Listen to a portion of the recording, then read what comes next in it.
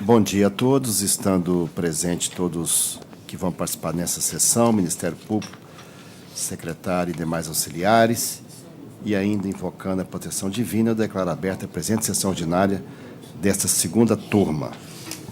Aviso inicialmente, por um motivo de doença na família, a doutora Maristela está com a filha internada de repente, e como ela é viúva, é a única que vai cuidar, não participará de nenhum julgamento no dia de hoje. Todos os processos que ela atua como relatora serão retirados de pauta e, segundo a previsão dela, deve retornar os mesmos processos para julgar na sessão do dia 25, mas, de todo modo, serão retirados e reincluídos na pauta para esta finalidade.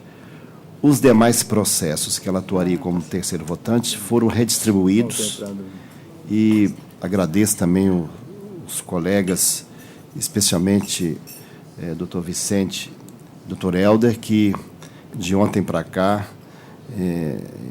empreenderam esforços para estudar todos os votos e conseguiram apreciar de modo que eles estarão atuando como segundo ou terceiro votante naqueles que atuariam, doutora Maristela, mas como membros da turma. Isso é usual e é regimental também.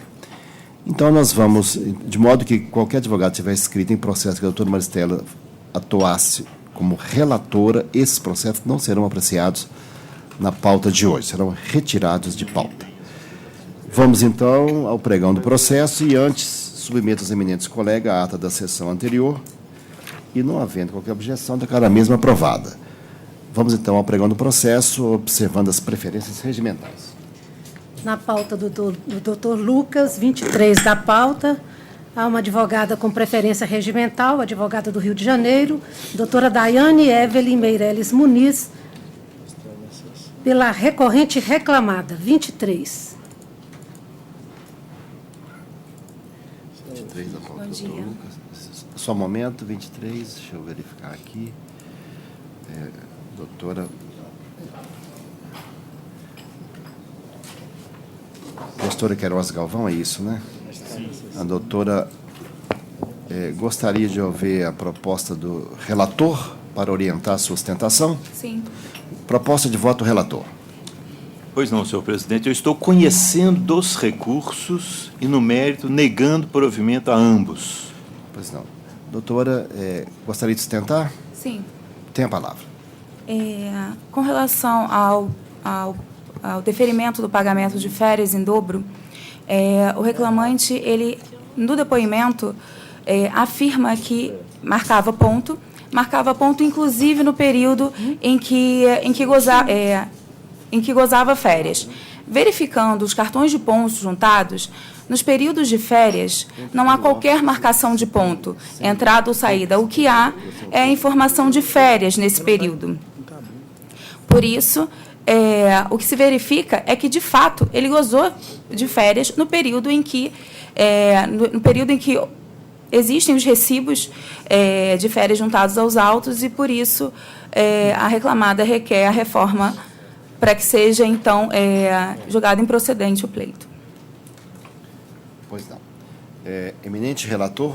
Pois não, senhor presidente. Realmente, como sustentado da tribuna, há essa declaração do reclamante, em que registrava o ponto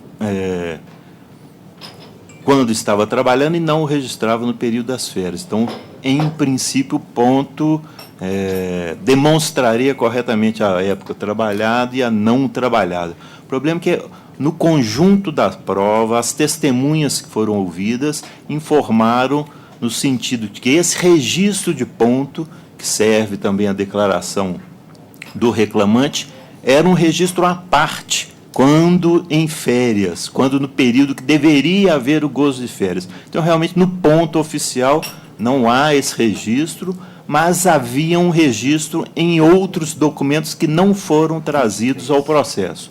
Por exemplo, a testemunha Vicente, uma das principais testemunhas que mais informações trouxe ao processo, informou que era comum na empresa o funcionário receber as férias, mas não gozá-las.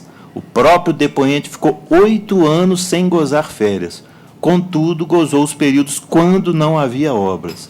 que o funcionário registrava o ponto sempre que trabalhava, mesmo em suposto período de férias. Porém, eu destaco esse período, porém, os horários eram anotados em uma folha e repassados para os encarregados. Que o documento de folha 175 era emitido pela empresa e era o controle de férias dos funcionários. Então, esse depoimento com os outros documentos apresentados levam a crer que, se havia esse registro, era numa folha à parte, não do ponto oficial que era utilizado pela empresa. Então, prevaleceu a prova produzida, no meu entendimento, que uma prova consistente de que havia o trabalho no período de férias. Então, por esse motivo, senhor presidente, eu estou mantendo o voto como proposto, negando provimento ao recurso. Relator mantém o voto como proposto. Colhe o voto do doutor Vicente Maciel. Estou de acordo com o voto do relator. Doutor Helder. De acordo, senhor presidente. Então, eu proclamo que a unanimidade prevaleceu a proposta de voto do relator de negar provimento a ambos os recursos. Obrigada. Vamos ao próximo. Um advogado que disse que o filho vai fazer uma cirurgia meio-dia. Pode chamar? O advogado está pedindo preferência em razão da cirurgia do filho. Eu consulto se os demais têm alguma objeção. E se não houver objeção, então pode apregoar, por favor. Na pauta do doutor Sebastião, 25 da pauta, inscrito o doutor Davi Henrique Castro Gonçalves pelo recorrente reclamado, 25.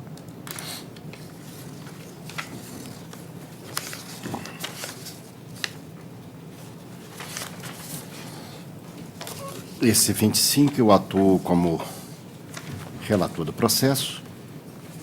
Banco Bradesco, é Mauri Figueiredo. Minha proposta de voto é no sentido de conhecer dos recursos, negar provimento ao recurso do reclamado e dar parcial provimento ao recurso do reclamante para majorar a indenização por danos morais para R$20 mil, determinar a correção pelo IPCAE a partir de 25 de março de 2015 e acrescer o valor da condenação em R$10 mil. Esta é a minha proposta de voto. Passo a palavra ao eminente advogado inscrito para a sua manifestação. Peço licença para cumprimentar os demais julgadores da Secretaria da Turma na pessoa do ilustre presidente. Cumprimento os colegas aqui presentes. Bom dia a todos. Excelência, eu peço que Vossa Excelência reveja o voto para afastar a condenação, porquanto, no caso dos autos, os elementos, entendemos que os elementos ensejadores da reparação extrapatrimonial não estão presentes, uma vez que o evento que ensejou a condenação foi um evento, né, praticado por terceiros, alheios às condições e a responsabilidade do reclamado, em que o reclamante sequer esteve presente, não estava presente, foi um evento que aconteceu fora de horário de trabalho, apenas atuou como responsável da agência para poder prestar informações à autoridade policial. Portanto, por ser um evento alheio às condições, até a própria atuação do banco reclamado, entendemos que não estão presentes os elementos da reparação, pedimos provimento ao recurso para afastar a condenação. Pois não. Eu vou manter a proposta de voto, porque a questão não foi por um evento só. O evento foi o detonador, digamos assim, da percepção da exposição ao risco. Mas as próprias testemunhas indicadas pelo banco indicam que esse posto de atendimento não tinha porta giratória, não tinha alarme, não tem câmera de segurança, não conta com vigilante. Então, está descumprindo as previsões previstas na Lei 7.102 de 83, e essa exposição à insegurança, ao risco, é que tem gerado essa reparação. Naturalmente, um valor mais comedido, mas no sentido pedagógico de incentivar o acolhimento da previsão da regra legal. Por isso que eu estou entendendo, pela dimensão do reclamado e pela situação da exposição dos seus trabalhadores, que eu estou propondo esse aumento do valor. Esta é a minha proposta de voto. Colho o voto do segundo votante, juiz Helder. Estou de acordo, senhor presidente. Terceiro votante, doutor Também Lucas. de acordo. Então, a decisão é unânime, conforme anunciada. Obrigado, bom dia a todos. Próximo. Na pauta do MPT, relator doutor Lucas, Inscrita a doutora Lícia Miranda Eleutério Azevedo, pelo agravante Banco Santander Brasil S.A. 2. Essa pauta, doutor, quais são os 3 votantes dessa pauta? Eu sou o relator. Lucas, doutor Vicente, Já doutor listou. terceiro votante. Pois não, é o número 2? Qual que é Dois. o 2 da pauta, né? É um agravo de petição, alvo do MPT. Então, eminente relator, para anunciar a proposta de voto. Pois não, senhor presidente, eu não conheço do agravo do executado por falta de garantia do juízo e conheço do agravo do exequente no mérito do provimento parcial ao apelo para manter nos cálculos da multa por descumprimento da obrigação de entregar os coletes à prova de bala o prazo de 30 dias concedido anteriormente ao executado. Determina a retificação do cadastro do exequente para que conste o Ministério Público do Trabalho. Pois não. Então, aqui eu passo a palavra inicialmente ao autor da ação, são 2 recursos, né, o Ministério Público, para a sua manifestação. Em seguida, passaria a palavra ao advogado do executado. Senhor presidente, egregia turma, ilustre advogada, que ora ocupa a tribuna, trata-se de uma execução de sentença em que o Banco Santander ele foi condenado a entregar ou prover seus vigilantes com coletes à prova de balas e colocar nas agências vidros também à prova de bala e aquelas portas giratórias que todo mundo conhece. Essa sentença ela transitou em julgado em 2015 e até hoje o Ministério Público vem tentando executar essa sentença, considerando que a obrigação de entregar ou comprar ou adquirir esses coletes de nível 3, ela não foi cumprida. No curso da execução, o Ministério Público entendeu e concordou que os coletes de nível 3 eram realmente desnecessários, não precisaria de tanto, e realmente a aquisição deles no mercado era bastante difícil. Então, o Ministério Público concordou com os coletes de nível 3A. Esse, sim, foi feita prova contundente, através de declaração do Exército Brasileiro e da Polícia Federal, no sentido de que esses coletes 3A poderiam ser adquiridos com muita facilidade no mercado. E o Ministério Público vem tentando, então, executar essas obrigações. Pelo que eu me recordo, já entrei algumas vezes em agências do Banco Santander, as portas giratórias até que existem. Realmente, eu acho que o problema ficou circunscrito à questão dos coletes, né, que, como eu disse, o Ministério Público aceita o 3A. Quanto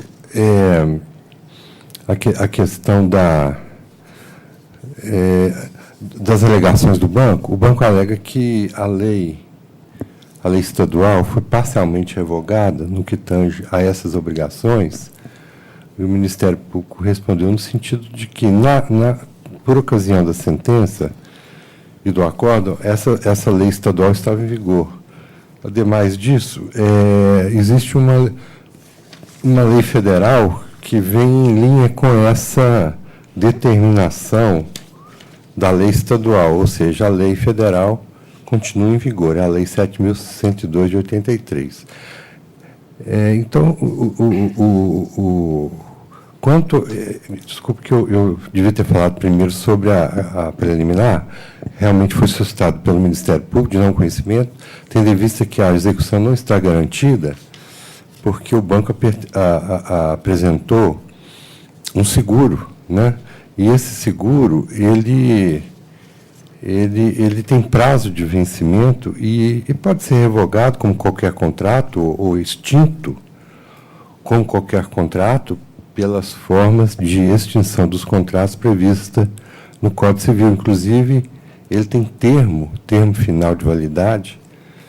Então, realmente, o Ministério Público suscitou essa preliminar, considerando que a execução não está garantida. Finalmente, senhor presidente, derradeiramente, o Ministério Público entende que a proposta de voto do excelentíssimo senhor juiz relator atende ao Ministério Público, espera que seja seguida pelos demais pares. Justiça. Pois não. Passa a palavra, doutora Lícia, para a sua manifestação. Também, senhor desembargador presidente e demais componentes da turma, eu inicialmente vou me limitar a sustentar quanto à preliminar e de não conhecimento do agravo de petição. E com a máxima vênia à proposta de voto que se apresenta aqui, o não conhecimento do agravo de petição, no caso, torna-se, de fato, ilegal. No caso, conquanto não há qualquer previsão legal que exija sequer garantia para a apresentação de um agravo de petição. Ora, o 897 da CLT, que prevê as possibilidades do recurso em execução, diz que o agravo de petição é cabível sobre as decisões em execução. Inclusive, na última sessão do Pleno que eu estive presente, havia, inclusive, reiteradas manifestações, salvo engano, da doutora Maristela, que havia série de casos de decisões nas execuções, onde entenderia cabível o agravo de petição, mas ainda assim estavam sendo apresentados mandados de segurança. Ora, não há qualquer exigência legal para garantia de juízo para a apresentação do agravo de petição. O 897 da CLT diz que sobre as decisões da execução. Ponto. Além disso, coloca-se um outro critério, que seria a delimitação de valores, a discriminação dos valores controversos e incontroversos. A garantia do juízo ela é exigível, sim, para a apresentação dos embargos da execução. Isso conforme previsto no 884 da CLT, inclusive havendo despacho nesses autos, quando apresentada a apólice de seguro-garantia, em que o juiz expressamente admite a apólice apresentada como garantia. Inclusive, não há que se falar em possibilidade de revogação, enquanto o próprio despacho, que admite a garantia nos autos, destaca que a análise da apólice apresentada constata-se que a mesma possui prazo de vigência. Correto. Dessa forma, defiro a garantia do juízo na forma pretendida, porém deverá executada no prazo de 10 dias antes do seu vencimento, apresentar a renovação da mesma, sob pena de resgate, além de multa, por ato atentatório de dignidade da justiça, no importe de R$25 mil em favor do FAT. Ora, além da garantia ser apresentada, nos termos da legislação, há uma decisão nos autos que expressamente acolhe a apólice como garantia, inclusive sob pena de punir o reclamado, o agravante, no caso, caso não haja a renovação da apólice. E, com toda a vênia, não há que se falar que não há garantia, pois há garantia enquanto a apólice em que pese possuir prazo de validade e vigência, ela está vigente. A apólice juntada nos autos tem vigência até as 24 horas do dia 23/7/2021. Portanto, no momento do julgamento do agravo de petição, que aqui se submete, com toda a vênia à proposta de voto, digo eu novamente, há sim a garantia do juízo. A apólice acobertada com os mais de 30% do valor acobertado, inclusive nos termos da disposição da OJ 59 da SDI 2 do TST, que destaca que a carta de fiança bancária e o seguro garantia judicial, desde que valor não inferior ao débito em execução, acrescido de 30%, equivalem a dinheiro para efeito da gradação dos bens penhoráveis, estabelecido no 835 CPC. Ora, se o seguro garantia, com validade atual, no valor acobertado com os 30% a mais do que o valor que está sendo executado, valor esse, diga-se, inclusive, totalmente controverso, que soma mais de R$2 milhões. Tem a apólice vigente, no valor de 30%, nos termos da OJ 59, que se equivale a dinheiro, não haveria que se falar de não haver, nesse momento, no julgamento do agravo de petição, a ausência de garantia do juízo. Até mesmo em razão do princípio da não surpresa. Ora, se há uma decisão já nos autos, que não foi, decisão essa que não foi atacada, um despacho do juiz de primeiro grau, que admite a apólice como garantia, veda o acesso à justiça do executado uma decisão em segundo grau que afasta essa garantia sem qualquer comunicado prévio, sem qualquer possibilidade de substituição, sem qualquer intimação para que fosse, portanto, alterado o tipo de garantia. Ainda que sim, que não haja previsão legal, que a J59 do SDI 2 preveja que a apólice se equivale a dinheiro para fins de garantia, ainda com todo esse aparato jurídico, há que se destacar que veda é contrário ao princípio da não surpresa, uma decisão que contraria, decisão já em sentido diametralmente oposto nos autos, em que a apólice foi sim acolhida como garantia do juízo. Portanto, estando a apólice vigente, não revogada, não havendo sequer disposição legal que exige garantia para a apresentação do agravo de petição, bastando haver decisões em execução, é pelo que pede que, com toda vênia, a proposta de voto, mas que seja revista, que não seja acompanhada, especialmente em razão do relevo que possui o caso, da controvérsia de todo o valor executado, que soma R$2 milhões, do caso idêntico, colacionado, julgado no TST, de uma execução idêntica, que foram feitas, obviamente, conhecido nesse tribunal, já que são várias ações contra todas as instituições bancárias. Então, é tema de relevância, é um valor extremamente elevado e controvertido, que vem garantido, inclusive, com todos os ônus legais do importe de 30% a mais do valor que vem sendo executado, na forma da previsão legal e da jurisprudência uniforme do TST, que acolhe, sim, a apólice de seguro-garantia como equivalente a dinheiro para fins de garantia. Portanto, é aquele que pede toda vez a proposta de voto para que não seja acompanhado e que seja, sim, conhecido e julgado o agravo de petição do executado. É o que se requer. Eminente relator. Pois não, senhor presidente. Primeiramente, eu cumprimento o ilustre representante do Ministério Público e a ilustre combatente causídica pela excelente sustentação apresentada à tribuna e peço vênia para manter o voto como proposto. O meu voto está adaptado à jurisprudência dessa turma que não admite, não dá esse valor ao seguro-garantia, apesar de reconhecer que há algumas decisões em sentido contrário. Essa turma entende que esse instrumento jurídico não traz a necessária segurança para o processo, né? A apólice anexada tem vigência até 23 de julho de 2001, como ressaltado da tribuna.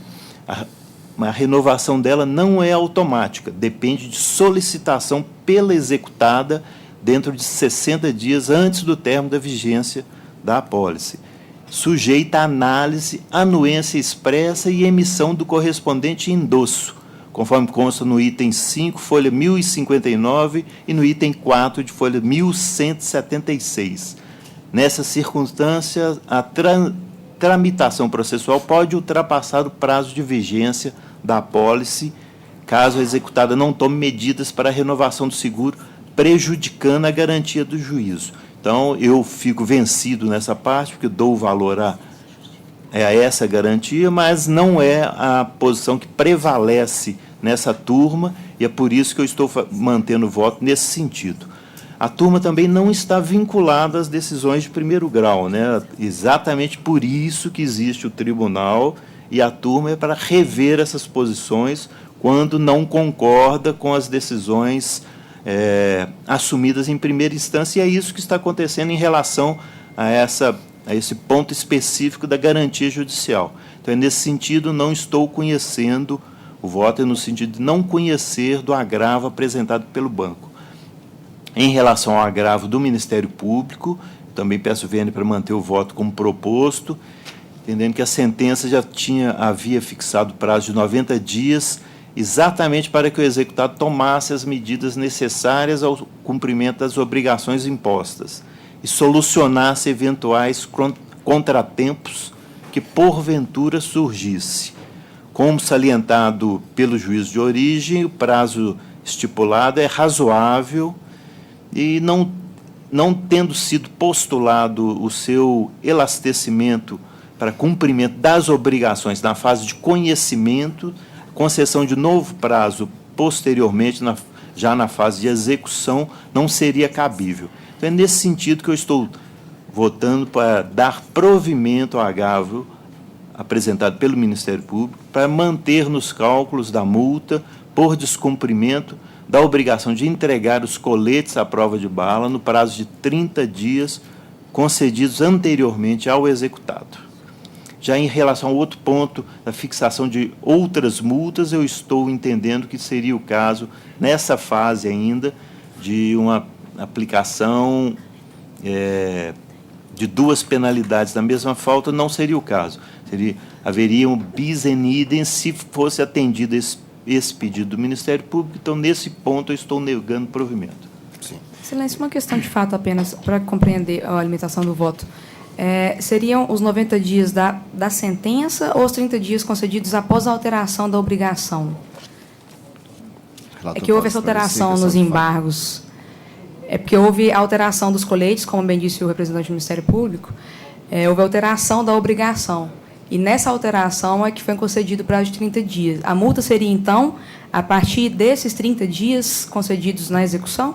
Sim. Perfeito. Sim, eu estou apenas presidindo, quem vai votar o meu substituto, eu estou iniciando férias, como estou vinculado, estou presidindo como presidente da turma. Só uma colocação, como mencionou dados da turma, para mim é novidade analisar isso em AP. De fato, em recurso ordinário, não admito assim.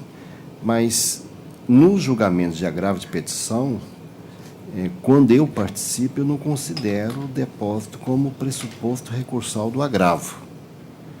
E quando assim participei e fiquei vencido, já que está não conhecendo, teria que anular a decisão do primeiro grau, porque a garantia não é válida desde lá do início.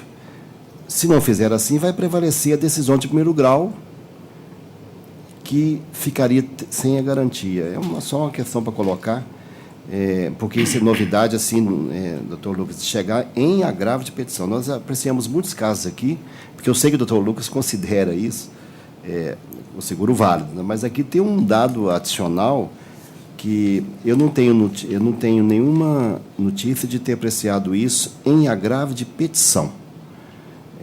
Eu tenho lembrança mas eu fiquei afastado 2 meses em razão do trabalho do regimento, mas eu tenho notícia disso em processo de recurso ordinário. Mas o relator, de todo modo, mantém o voto como proferido? Eu mantenho que eu não estou conhecendo o agravo estou conhecendo o agravo do Ministério Público. Que acho que essa garantia não faria diferença em relação a ele. Entendi. Como segundo votante, doutor Vicente. Mas como que ficou a questão indagada da tribuna a respeito do início da contagem do prazo de 30 dias? Parece que foi essa indagação, não sei se ela foi... Ele falou que sim, 30 dias. A segunda exclusão do prazo é que está sendo tirada. A primeira exclusão do juízo, a primeira prorrogação está sendo mantida. Vamos votar primeiro o conhecimento, porque se prevalecer o voto, se não prevalecer, teria que retirar de pauta para julgar o mérito. Se prevalecer, aí sim vai para o segundo recurso. Eu parabenizo o elevado nível da discussão trazido da tribuna pelo Ministério Público e também pela outra advogada. Entendo, entretanto, que se a própria agravante entende que há uma ilegalidade na exigência de cobrança de garantia para o ajuizamento do recurso, ela praticou um ato incompatível com essa tese, porque ela ofereceu o depósito em garantia. Então, há uma incompatibilidade lógica. Ou você defende que há uma ilegalidade e você não faz o depósito, ou você faz o depósito e, portanto, entende que é devido a uma garantia para a interposição do recurso. Para você dar garantia foi para os embargos, não foi por recurso, não. Não me parece que a garantia foi feita para apresentar os embargos à execução. Isso, perfeito. Não foi para o recurso. Exatamente. Porque está me falando aqui com relação ao agravo, que não seria uma garantia para agravo, que é algo que foi sustentado na tribuna, salvo engano. Sim, mas é porque o relator está considerando que o depósito é pressuposto para o recurso, e ela está dizendo que não, foi pressuposto para os embargos de execução. Apresentar os embargos. Exato, mas está garantido, senhor presidente. Pois nos embargos, sim. Tanto que a princípio não surpresa que ela alegou é que não foi nem cogitado isso, que estava garantido os embargos. apresentou os embargos. Agora, não há necessidade de novo depósito para veicular agravo de petição. Essa é... Pois é, exatamente. Mas ela fez uma garantia. Bem, essa garantia ela fez para apresentar embargo à execução. Tá, não fez a segunda. Não. Exato. Se me permite, Excelência, a garantia exige sim para os embargos de execução. Sim. O que foi feito, inclusive, ao despacho admitindo a apólice como garantia. O que eu havia alegado é que não há exigência legal para garantia do juízo para a apresentação de agravo de petição. Entendi. É falou do agravo. E é o que ela sustentou aqui na tribuna. Bem, eu estou acompanhando o voto do relator, né, na forma como foi proposto. Sim, doutor Helder. Senhor presidente, enaltecer realmente os debates feitos da tribuna, a doutora Alicia, como sempre, brilhando. Essa questão, até na sessão passada, eu falei para a gente sugerir, né, para a gente discutir isso, a questão da garantia. Nos processos em que eu estou relatando, eu estou dando aquele despacho, dizendo que há essa divergência na turma, e se a parte quer ou não quer fazer o depósito, recursão em dinheiro e não, né, nessa questão de seguro. Eu tenho sérias dúvidas, eu estou querendo rever meu posicionamento nesse sentido, vou mais afinco, né, estudar mais afinco essa questão, porque eu estou propenso a começar a aceitar esses, porque a lei determina, possibilita, né? O TST está aceitando todos os recursos de revista estão subindo por causa do seguro-garantia. Tem a questão da data, realmente. O que eu peguei num processo, por exemplo, na primeira instância, foi que eles fizeram o seguro, é outra coisa interessante. Aí nós fomos consultar na SUSEP e não estava esse seguro registrado. Ou seja, estão juntando um papel falando que é seguro e não tem seguro nenhum. Então, nesse caso, nessa apólice de seguro-garantia que o banco fez, eu não examinei se ele está lá na SUSEP, está registrado na SUSEP. Mas, por enquanto, eu vou acompanhar o voto do eminente juiz relator, mas eu estou propenso a mudar essa situação e começar a aceitar. Sim, mas nesse processo... Não, nesse aqui eu estou acompanhando. Estou acompanhando. Então, eu proclamo que prevaleceu o voto anunciado pelo eminente relator à unanimidade. Obrigada, gente. Bom dia. Próximo. Na pauta do doutor Sebastião, há uma inscrição na sessão com preferência regimental 22 da pauta. Inscrito o doutor João Vitor Martins Vitória pela recorrente reclamada, 22. 22. Deixa eu abrir aqui, porque, como não tinha inscrição, eu não tinha separado o voto. Vou ter que buscá-lo aqui no sistema. 22. Está presente o advogado? Sim.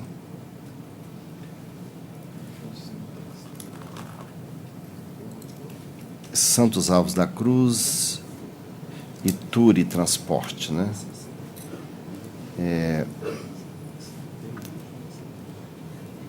O senhor está inscrito por qual parte, doutor? Pela Turi. Turi. Empresa.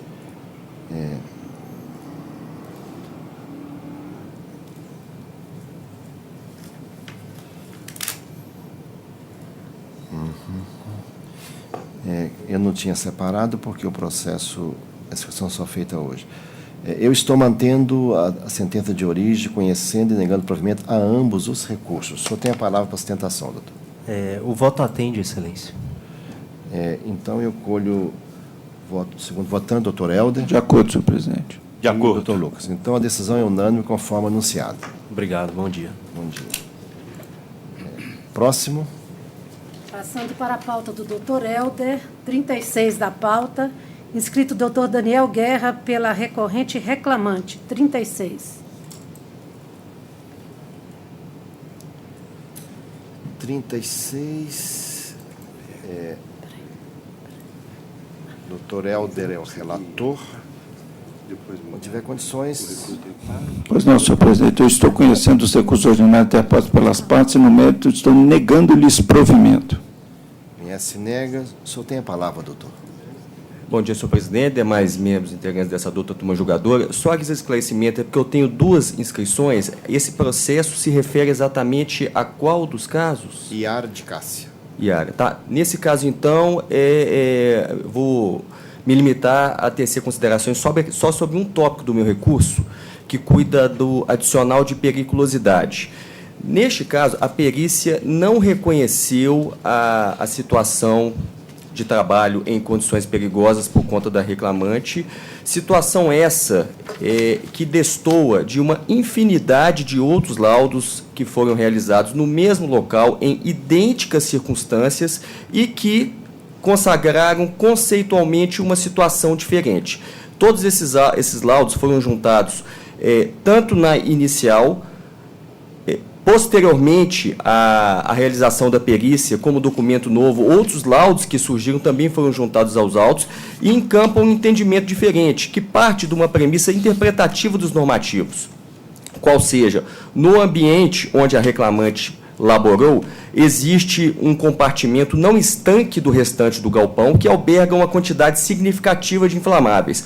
Aos olhos da maioria dos expertos que lá compareceram, essa situação ela caracteriza como área de risco normatizada todo o galpão, e não só o local onde estão albergados estes líquidos inflamáveis. Então, fulcrado no entendimento destes outros laudos, repito, elaborados em idênticas circunstâncias ao laudo que foi apresentado nestes autos, que a reclamante pugna pela reforma da sentença nesse ponto em particular.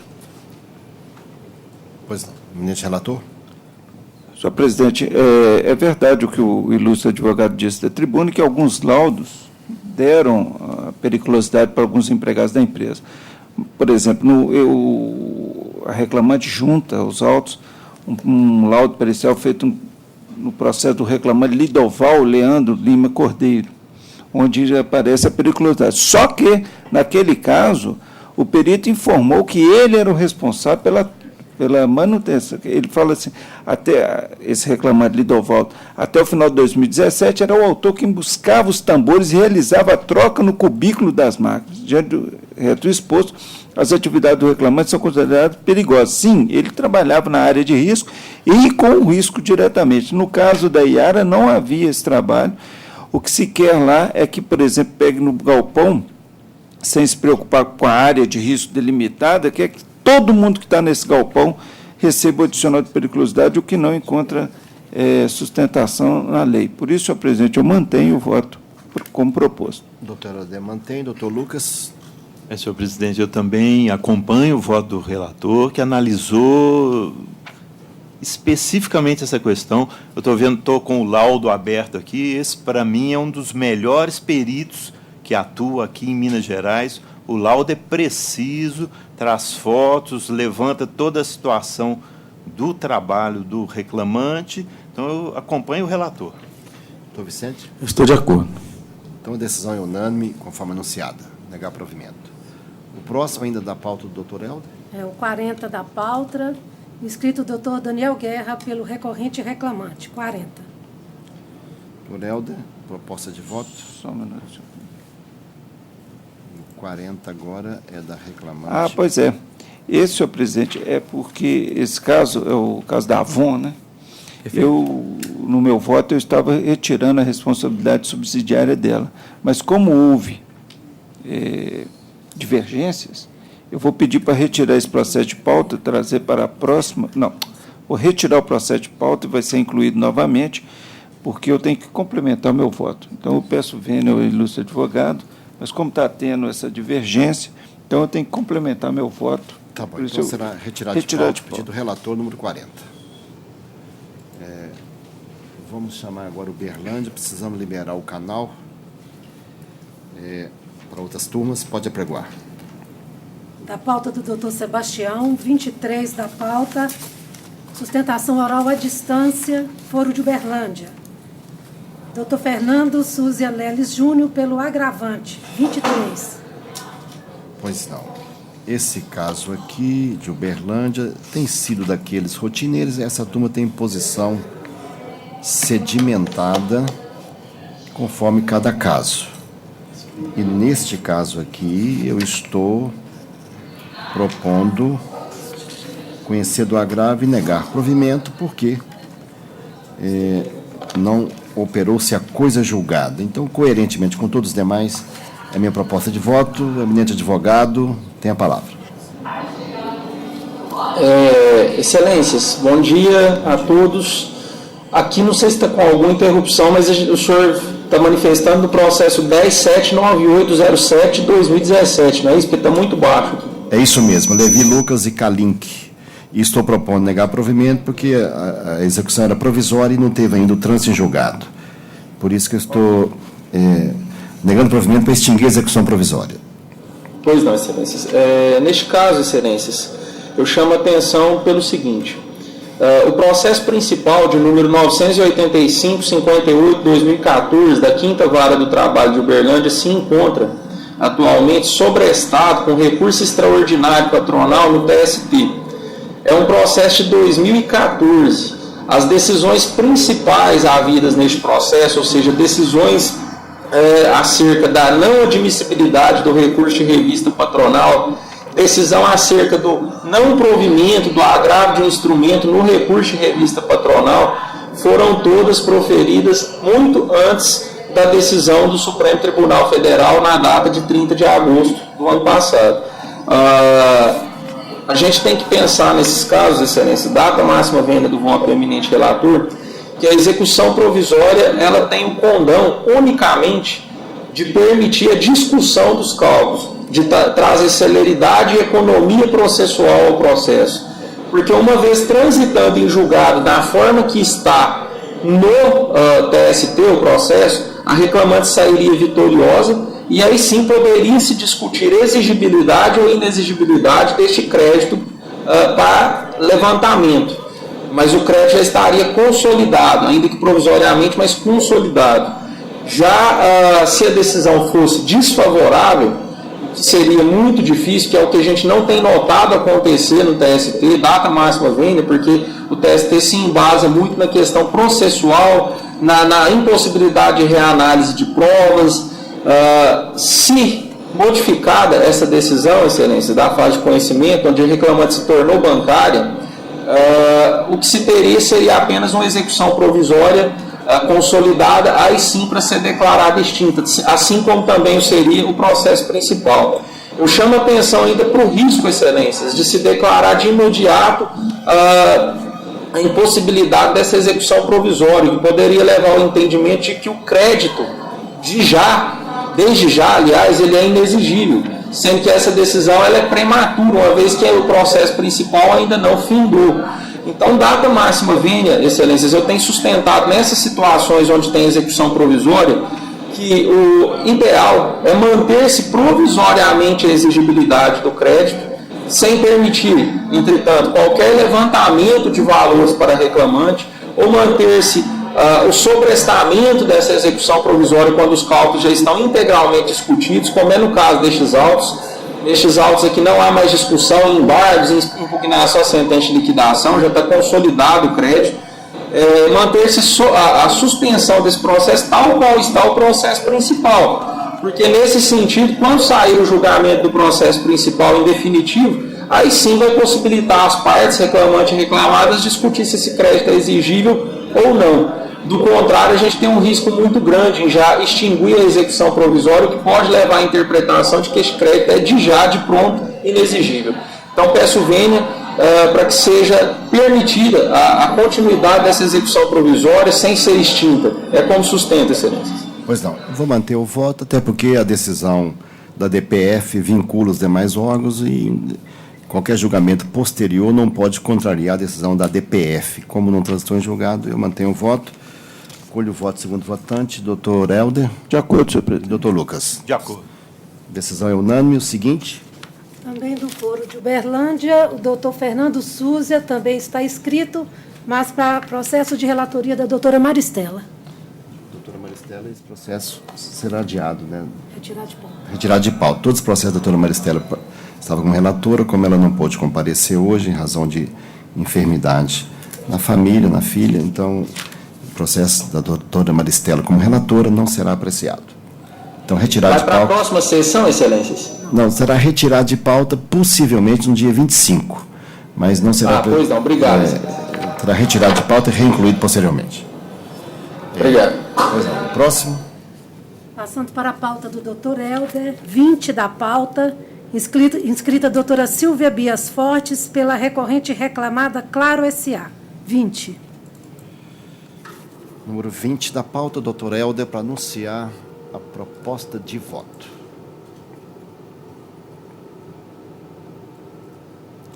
Gabriel Felipe Claro. Sim. Estou conhecendo os recursos ordinário e adesivo, rejeito as preliminares e, no mérito, estou negando provimento ao apelo da segunda reclamada, dou provimento ao do reclamante para determinar a aplicação do IPCA-E a partir de 25/3/2015. Mantenho o valor da condenação porque é ainda compatível. Doutora Silva tem a palavra. Bom dia a todos. A reclamada pugna pela reforma da sentença, no que se refere à ausência de responsabilidade da Claro. Conforme consta na própria exordial, o reclamante, diferentemente da atividade atividade do contrato de prestação de serviço entre a Claro e a Master, ele não prestava os serviços de telemarketing, e teleatendimento, compreendendo a cobrança e respectivas atividades, o que talvez seja até de conhecimento dessa turma pela quantidade de recursos que a gente tem com esse tema.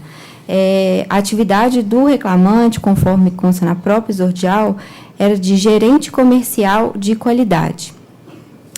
A única testemunha que prestou depoimento nos autos, no caso a testemunha do próprio reclamante, com a devida vênia, eu peço para ler uma parte do depoimento, na qual a testemunha Bárbara Tereza esclarece que o reclamante era gerente da área de qualidade. A Master prestava serviços para a Claro, além de outros clientes, como a Oi, por exemplo. O reclamante era gestor na área de qualidade e cuidava dos indicadores.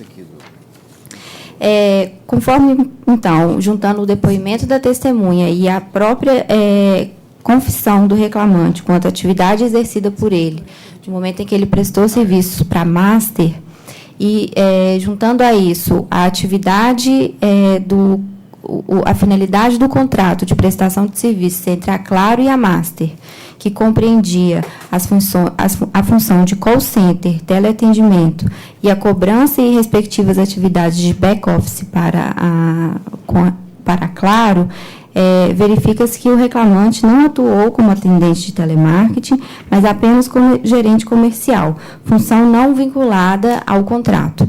Por isso, a reclamada, Claro, pugna pela reforma da sentença para que seja excluída a sua responsabilidade subsidiária.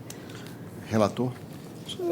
Senhor presidente, o reclamante, pelo depoimento da testemunha, trabalhava no setor de qualidade ligado aos serviços prestados da Master para a Claro. Por isso, senhor presidente, entendo que há responsabilidade sim subsidiária e eu mantenho o voto nesse particular. Aliás, o Supremo deixou muito claro a prestação de serviço. Não há vínculo, mas há responsabilidade. O julgamento teve essa facilidade de explicar isso, né? Doutor Lucas? Também de acordo. E doutor Vicente? De acordo.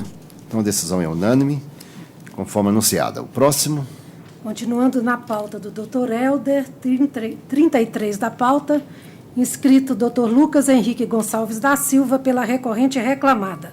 33.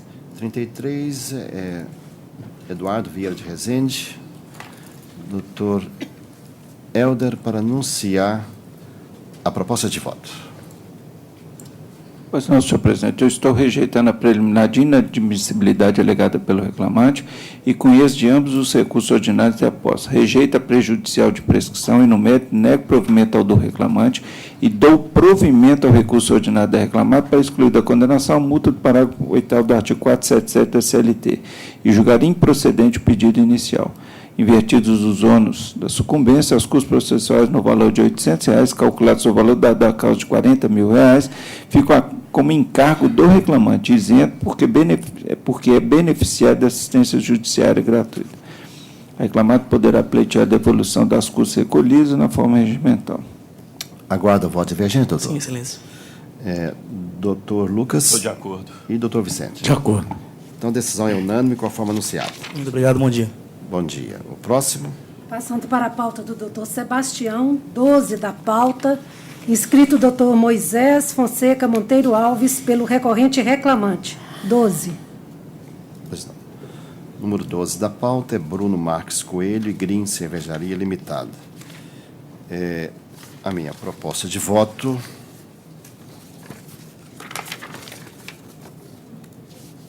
é a seguinte. Eu estou propondo rejeitar a preliminar de não conhecimento solicitado pelo reclamante e conhecer dos recursos ordinários.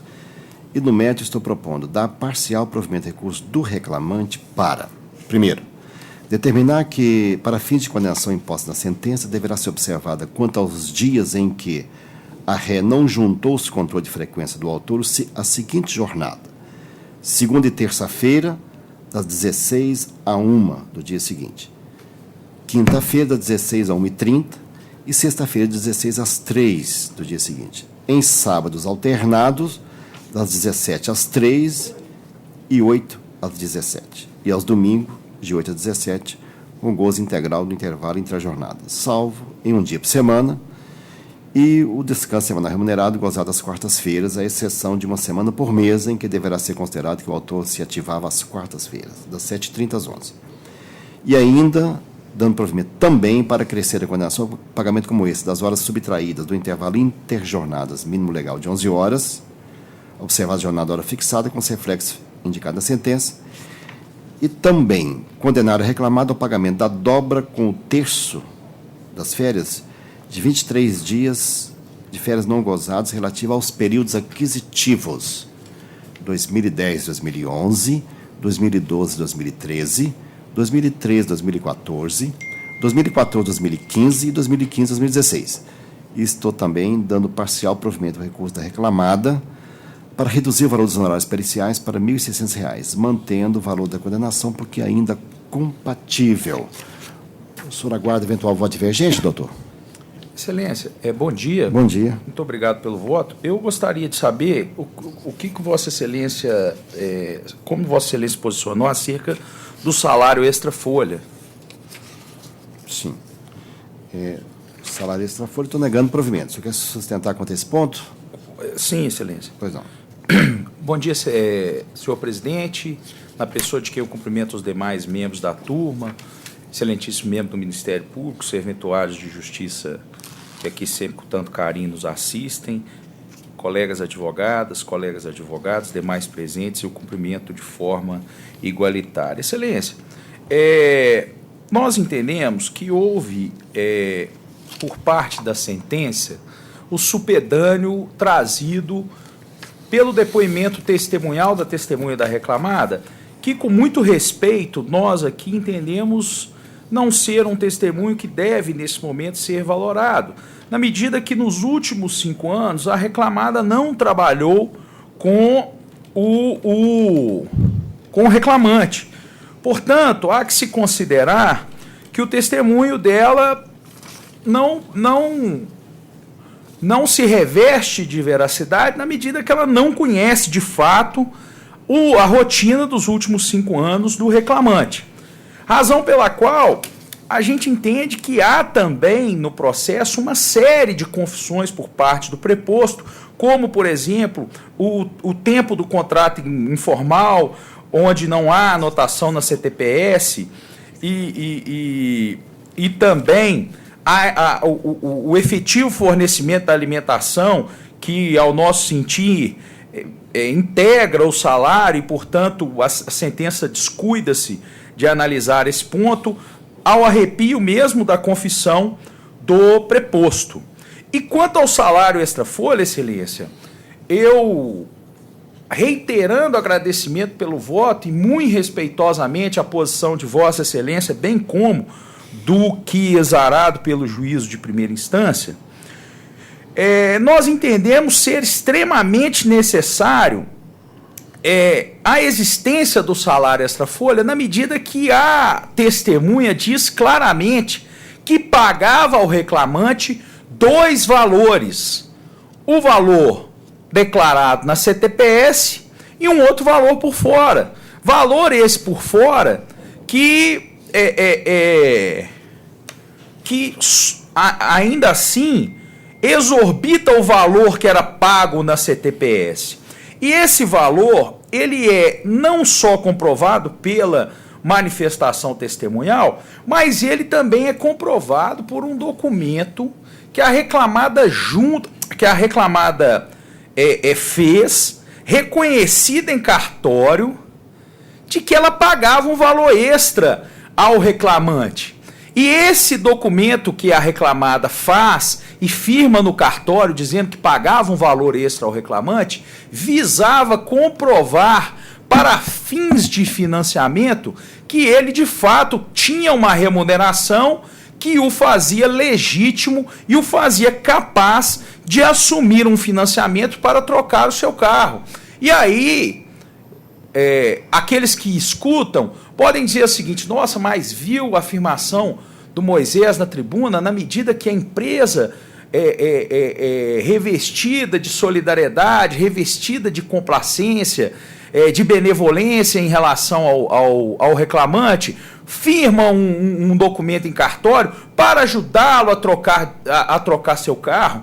Mas isso, excelências, não é nenhum tipo de sentimento e nenhum beneplácito por parte da empresa, na medida que a empresa o faz porquanto usava o reclamante, o veículo, para atender as demandas da empresa. Razão pela qual nós entendemos que esse salário extra ele está aprovado pela manifestação testemunhal, assim como por um documento exarado pela própria reclamada e trazido aos autos. Então a gente entende que deve sim a reclamada ser condenada a pagar esse valor extra-folha, porquanto cabalmente comprovado nos autos. Com relação a essa alegação feita por mim aqui, no que diz respeito ao uso do veículo, ela se sustenta no próximo item dos memoriais, onde nós pedimos também pelo pagamento do aluguel do veículo do reclamante, porquanto utilizado no exercício de suas atribuições em favor da reclamada. Senão vejamos que tanto a testemunha da reclamante, quanto a testemunha da reclamada, quanto o preposto, admitem que ele utilizava veículo próprio para o exercício das suas atribuições. Então, excelência, o que se requer aqui com relação a esse ponto é que seja reconhecido o valor extra pelos motivos já esposados aqui e também o valor relacionado ao veículo próprio que era usado no trabalho, porquanto reconhecido e manifesto no processo por intermédio de várias manifestações testemunhais e manifestações do preposto. Eu peço, excelência, as minhas escusas para poder tratar ainda de mais um ponto, na medida que quando Vossa Excelência me deu a palavra, me perguntou se eu sustentaria acerca do ponto do valor extra-folha. Contudo, me cabe aqui trazer uma outra questão, que são os danos existenciais pela jornada excessiva do reclamante. Jornada essa que é comprovada, ainda que valorados os pontos, os cartões de pontos trazidos pela reclamada ao processo. A jornada que ora se pugna é a jornada manifesta na inicial, porquanto trata-se da jornada verdadeira. Contudo, ainda que não seja considerada a jornada da inicial, há nos cartões de ponto jornadas bastante excessivas e que trazem danos existenciais ao empregado, danos esses presumidos e que, portanto, devem ser indenizados pela empresa. Excelência, eu agradeço a atenção de Vossas Excelências, não só aqui nessa manifestação de tribuna, mas, sobretudo, pela aliança com a qual nos receberam nos gabinetes de Vossas Excelências, por ocasião da entrega do memorial. Então, o que se requer aqui é o provimento dos recursos ainda para esses pontos aduzidos da tribuna, renovando os agradecimentos pelo voto já trazido por Vossa Excelência aqui. Pois não. Vamos, então, ao julgamento. Primeiramente, tem uma questão central da valoração da prova, que o juiz, além de ter colhido diretamente os depoimentos, o olho no olho, sentindo todas as emoções, a forma de expressar, hoje os estudos indicam que as comunicações têm que ser avaliadas no seu conjunto e não só pela palavra expressa, porque a pessoa se expressa de diversas maneiras. E o juiz não deu credibilidade aos depoimentos e colocou e registrou na sentença as incongruências dos depoimentos. Então, o juiz coletor da prova tem muito mais elementos do que nós aqui à distância, e eu também li as razões pelas quais ele assim indicou e estou entendendo da mesma forma e mantendo. Quanto à jornada, eu estou dando provimento para adequar, dentro do princípio da razoabilidade do que ordinariamente acontece, a algo mais coerente com o que ocorre. E considerei as provas documentais e os ônus da prova indicados aqui nos fundamentos da minha sentença e fiz esse arbitramento minucioso, dia a dia, para fazer justiça do caso concreto. Quanto ao tema do salário extra-folha, de fato existe a tal declaração, mas como não teve a prova e quando eu fui verificar a impugnação, a contestação, o autor não teceu nem comentário sobre o fato de ele ter solicitado aquela correspondência. É um ato censurável, eu sei, mas eu me lembro, eu mesmo, na minha vida, antes de ser juiz, já vi trabalhador pedindo à empresa, olha, eu estou precisando aqui, me dá uma declaração, e por isso precisaria de prova mais consistente para aferir aquele valor, ainda mais que ele atuava no cargo de certo destaque, e a empresa ficaria embaraçada de não fornecer. Então, há indício, mas não prova suficiente para formar convencimento. Estou mantendo a decisão também do juiz de primeiro grau. Também quanto aos danos extrapatrimoniais, eventual dano existencial, e isso agora, apesar de ser lei no Brasil, já está um direito expresso na norma jurídica.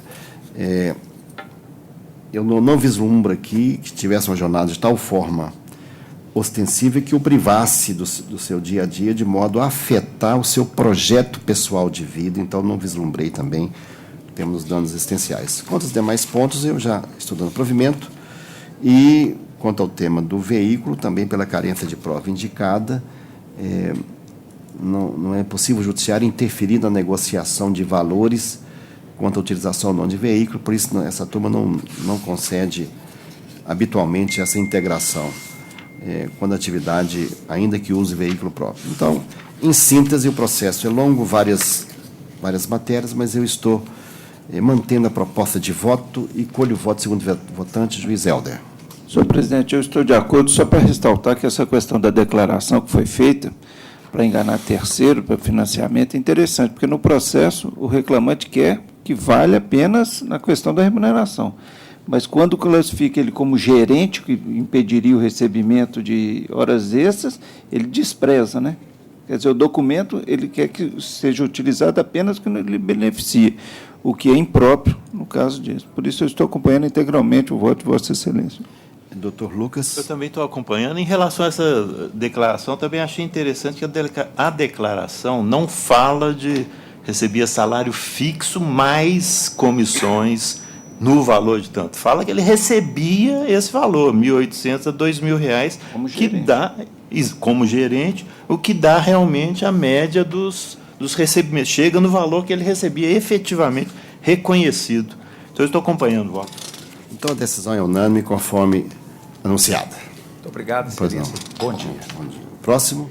Passando para a pauta do doutor Helder, 14 da pauta, inscrita a doutora Poliana Nogueira Cação Cubicalho, pela recorrida. 14. Doutor Helder, número 14, para anunciar a proposta de voto.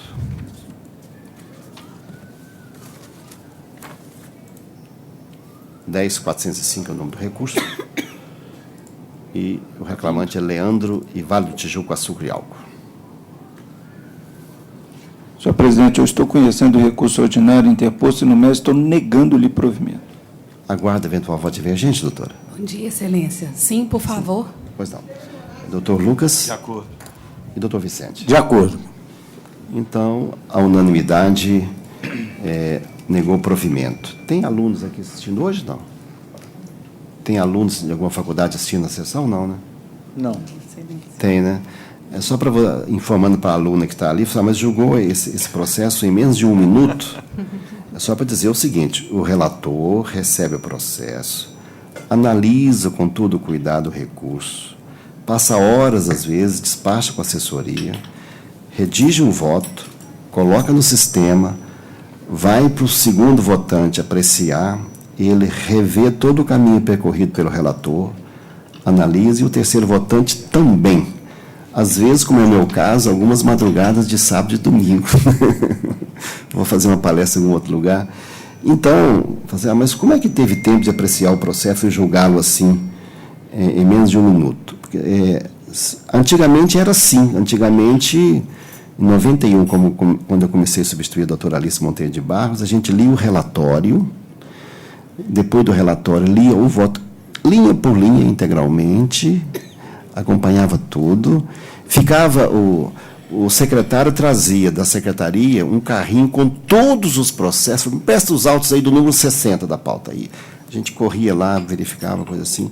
Hoje, o voto está integralmente aqui, eu posso estar no sítio, na praia, no hotel ou em casa, eu tenho acesso integralmente ao voto e analiso tudo. Então, apesar de ser um julgamento realizado em 1 minuto, o tempo de apreciação dos 3 votantes foi o suficiente para compreender que devia ser mantida a decisão de origem, só para a aluna não ficar ali meio perdida nessa sequência de votação. E por isso que a gente julga um número tão elevado de processos em cada sessão. Senhor presidente, só para lhe corrigir, o julgamento não é feito em 1 minuto. A briga que eu tinha com o doutor Antônio Álvares é essa. O julgamento não é feito em 1 minuto.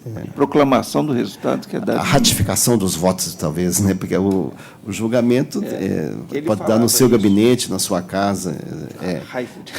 Ele falava, mas é verdade. Então, doutora, eu proclamo que prevaleceu a unanimidade e a conclusão de negar provimento. E viva a tecnologia, né, Excelência? Muito obrigada. Bom dia. Se bem que a tecnologia tem prós e contras. Hoje já se discute o direito à desconexão, porque há na Europa e há no Brasil tese defendida que o fato de você ter a tecnologia toda a seu favor, há pessoas que estão criando uma fobia de estar hiperconectado. E aí há pessoas que às vezes no meio da noite acorda para olhar o WhatsApp, verifica o processo e tal. E então já se discute, em algumas empresas vedam que tal a tal horário ninguém tem acesso aos dados da empresa. Basta dizer que a semana que fica em manutenção, o PJE, que é fim de semana, há uma grita geral dos embargadores. Que hora que vai voltar? Voltou 4h30. Eu falei, mas na hora do jogo do Atlético voltar? Não, então depois do jogo eu prossigo. Então, vamos discutir no futuro o direito a ficar desconectado, né, para você analisar os outros valores. Pois é. Obrigada. Aí a falta é mais grave ainda. Né? Pois não. O próximo... Pauta do doutor Sebastião, 6 da pauta, inscrita a doutora Roberta Rodrigues Nonato, pela recorrente reclamada. 6. Pois não. O número 6, o doutor Roberto está presente, né?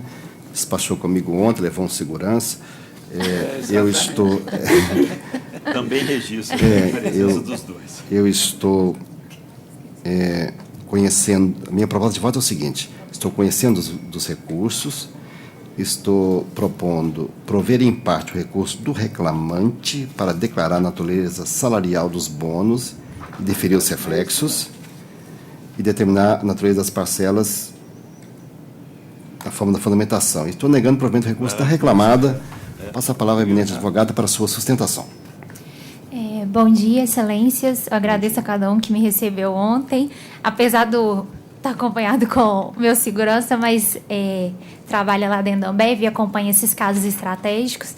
Mas, de toda forma, com relação ao bônus, como só foi feita a modificação quanto à natureza salarial, o que a reclamada vem sustentar aqui é a questão mesmo do regulamento interno da companhia, né, que foi ao tempo todo ratificado no processo, ele prevê a questão de ser uma natureza indenizatória, e a reclamada entende que se a gente desvirtuar nesse sentido de declarar a natureza salarial, vai ficar uma decisão contraditória na medida que nos outros pontos está sendo acolhido a questão da natureza indenizatória dela. Fora isso, Excelências, eu gostaria de trazer também à voga a questão do deferimento do bônus de 2013 e do bônus de 2014. O bônus de 2013 ele foi deferido, nos termos da sentença, que a juíza justificou pela ausência da documentação, que é a avaliação de desempenho do reclamante. Ocorre que, quando o laudo pericial para apuração desse bônus foi anexado aos autos, o reclamante sequer se insurgiu, ou seja, o reclamante em nenhum momento se opôs que, de fato, ele não tenha batido a meta no período de 2013. Ele não fez nenhuma impugnação quanto a isso. E se a gente observar pelo depoimento pessoal das testemunhas da reclamada, que foram ouvidas através de carta precatória, elas esclarecem claramente que o bônus ele é acompanhado pelo funcionário, que essa meta é inserida no sistema, que ela tem um teto a ser alcançado. Então, assim, privilegiar o reclamante com o deferimento de um bônus, o qual ele sequer se insurgiu em qualquer momento, a reclamada também entende que é devido. A testemunha do reclamante também não se pronunciou nada a respeito disso. Então, em que pese o documento não estar, que é o que a gente tem que privilegiar aqui é o princípio da verdade real. Então, se o reclamante falou não se insurgiu quanto a isso, não seria justo deferir o pagamento do bônus quanto a este ano, de 2013. Com relação ao bônus de 2014, a gente aponta até uma contradição na sentença pelo seguinte: o bônus de 2012 foi indeferido, considerando o regulamento interno da reclamada, porque o reclamante ficou mais de 120 dias afastado, porque ele estava em um curso no exterior. Então, ele se tornou inelegível ao recebimento do bônus. Quando vem no bônus de 2014, a juíza aplica a súmula do TST, com relação que fala, né, da PLR, que ele, por ter contribuído, nem que seja por parte do ano, ele teria direito a receber. Porém, você aplica em 2012 o regulamento interno da companhia. Aí chega em 2014, você aplica a súmula. O que deve prevalecer? Então, se já prevaleceu o regulamento interno da companhia, aqui também a gente entende que deve prevalecer o regulamento interno, devendo ser excluída a condenação com relação ao bônus de 2014. É o que se requer. Eu até aqui agradeço a proposta de voto, mas quero que vocês reflitam e vejam sobre esses pontos alegados aqui na tribuna. Bem, já que nós estamos mais light hoje, né, acho que não é bem agradecer a proposta de voto, que nós temos obrigação de votar bem. Eu compreendi, não é má resposta, não. O advogado anterior falou da mesma forma, porque pode louvar, mas agradecer pode parecer que a gente está fazendo um favor, mas a gente está fazendo nossa obrigação. Não é uma resposta para a doutora, não, entendeu? Só estou dizendo assim, nós temos o dever de votar conforme a justiça, e por isso a nossa atitude. Mas estou dizendo assim de uma forma bem descontraída, a doutora compreender. Mas entendi a gentileza e o seu propósito, e não estou censurando por isso, não. Quanto ao recurso reclamante, vamos verificar uma questão interessante. Natureza indenizatória e natureza salarial. A palavra indenização, a sua etimologia, vem de tornar indene. E a palavra indene é não dano. O que é indenizatória? Quando eu estou reparando um dano, ressarcindo. Por que o vale-transporte é indenizatório? Porque o empregado não coloca o dinheiro no bolso. Ele teve um gasto, está reparando. Então, quando eu vou analisar a natureza de uma parcela, eu tenho que analisar a sua natureza jurídica. E qual que é a natureza jurídica? Ela é retributiva ou ressarce um prejuízo que o trabalhador teve, um dano que ele teve? Essa é, na essência, verificar se uma parcela é indenizatória ou uma parcela é salarial. A essência é essa para quando eu vou verificar a natureza jurídica de uma parcela. Então, de onde surgiu esse bônus, a finalidade dele? Para retribuir produtividade. Isso jamais foi natureza de ressarcir prejuízo. Alguém pode comentar o seguinte: mas lucros e perdas, participação nos lucros, mas aí a lei, naquela circunstância, para incentivar ou para não criar obstáculo que fosse pago, declarou que seria equiparada à natureza indenizatória. Mas a rigor mesmo não é. Foi colocado assim. Então, eu tenho que verificar se a parcela está retribuindo ou se está ressarcindo um dano. Indenizatório é isso, ressarcir um dano. Por isso que é indenização, indano, palavra dessa natureza. Então, todo o conteúdo da palavra aqui, da parcela, é retributiva. Então, a natureza é mesmo salarial, não tenho dúvida. Quanto a...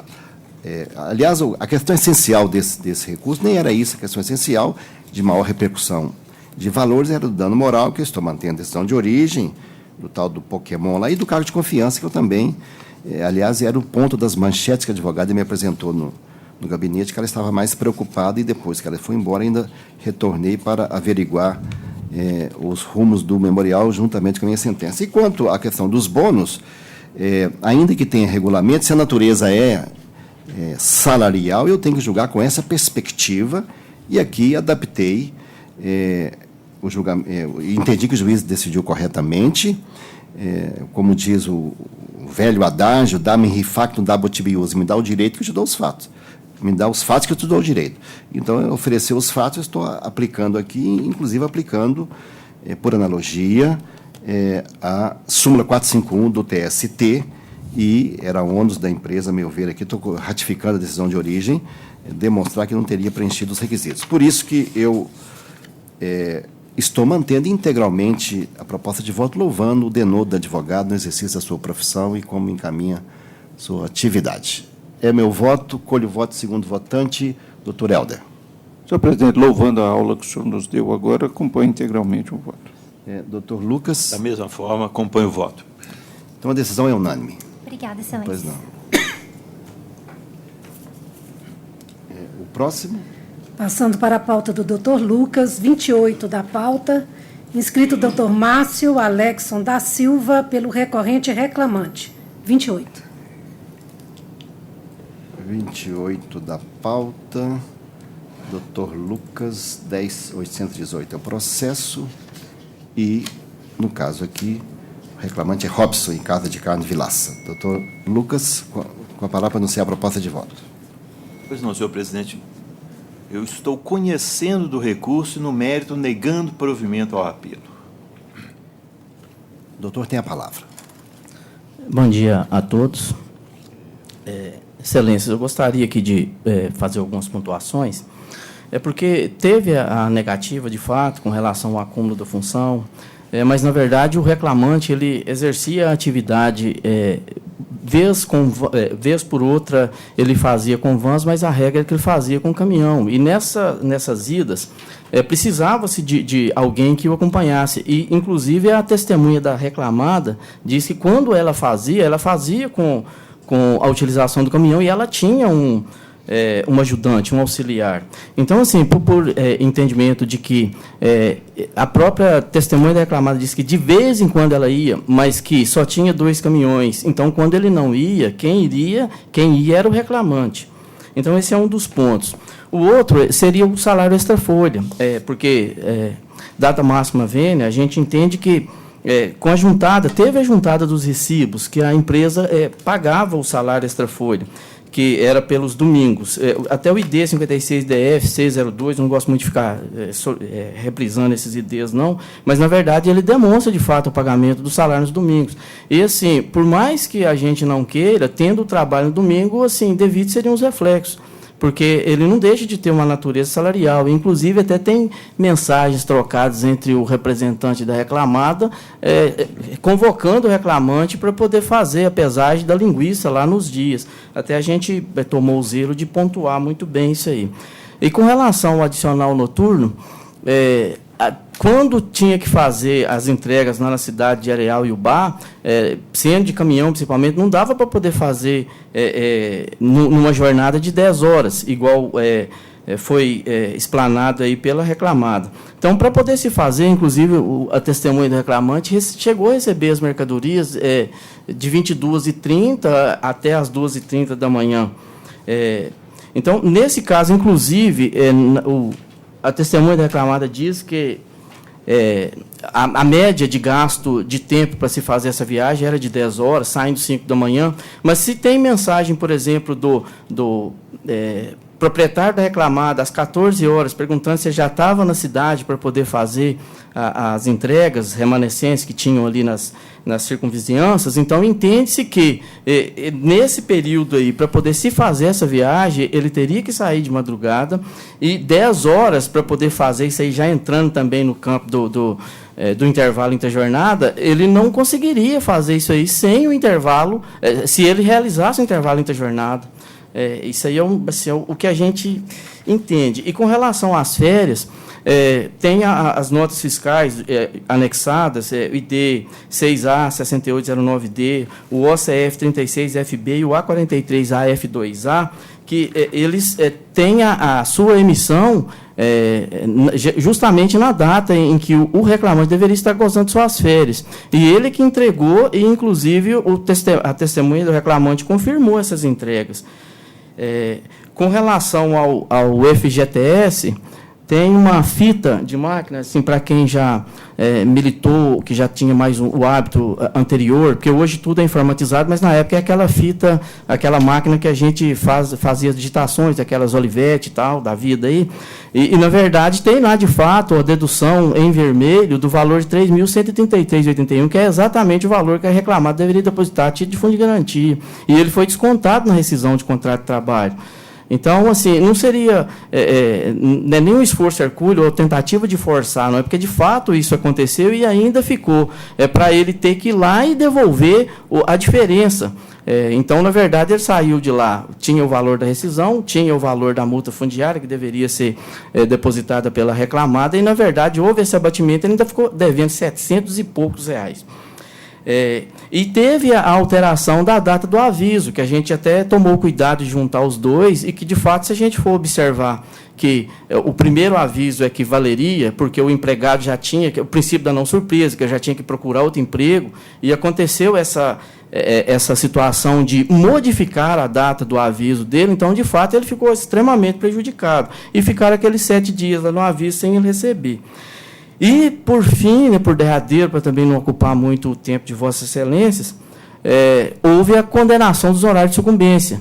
E, na verdade, o entendimento que se tem atualmente é que, sendo assistido pela gratuidade, contemplado pela gratuidade judiciária, essa exigibilidade ela deve ser suspensa pelos próximos 2 anos, se não encontrar recursos suficientes para pagamento e que seja extinta. É o que se pede. Pois não. Relator. Pois não, eu parabenizo o procurador pela sua sustentação. Eu peço vênia para manter o voto como proposto, entendendo que a decisão, a sentença, nesses pontos levantados, ela examinou conforme a prova que foi produzida. Entendi que a posição aqui do reclamante, ele está tentando fazer algumas deduções baseadas em um ou outro indícios, porque a prova não lhe foi muito favorável. Então, eu estou prestigiando a análise feita pelo juiz com base na prova que foi produzida em audiência e nos documentos também. Em relação ao acúmulo de função, eu acho que tem dois aspectos. O primeiro é que o reclamante já coloca que ele nunca recebeu essa verba de acúmulo de função e nunca trabalhou como um ajudante. Então, isso já me leva a concluir que o contrato dele era para ele desempenhar aquela função que ele desempenhava, seja de motorista e carregando eventualmente, para receber determinado salário. Isso foi combinado, era isso que acontecia. Já pela prova produzida, também me leva a crer que ele não fazia jus, que ele não fazia o trabalho de carregador, que como analisado em primeira instância, as testemunhas ouvidas convenceram o juiz de que o reclamante fazia o transporte geralmente usando uma Ducato e não os caminhões. E a utilização de ajudantes ocorria só quando era o transporte de carne feito em caminhões, que era um volume o dobro ou mais do que o carregado pela Ducato, e aí sim era necessário o trabalho de um ajudante. Então, estou citando aqui o depoimento da testemunha apresentada pelo reclamante e também da testemunha apresentada pela reclamada, que recebia essas carnes, também recebia lá a entrega feita pelo reclamante. O juiz analisou todos os depoimentos prestados e ficou convencido de que o reclamante não se utilizava de ajudantes, que principalmente fazia a descarga utilizando a Ducato, e que nesse trabalho, então, não havia esse acúmulo de função. Já em relação ao salário extra-folha, isso diz respeito ao trabalho aos domingos, que era pago à parte. Então, foram apresentados os recibos deste pagamento